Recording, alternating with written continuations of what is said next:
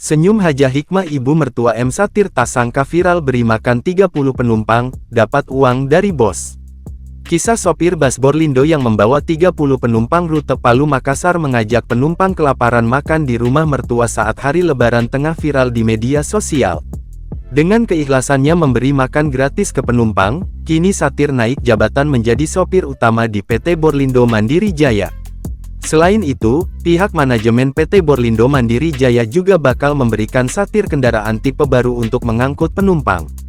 Tak hanya Satir, ibu mertua yang bernama Haj Hikmah, 62, juga ketiban rezeki dari bos Satir berupa uang. Terpantau dalam YouTube Tribun Sulbar Official, ibu mertua Satir tampak tersenyum bahagia saat dijumpai wartawan.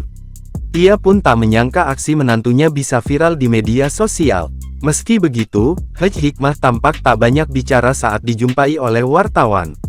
Haj Hikmah diketahui tinggal bersama Satir dan Haj Ika dan 4 anaknya.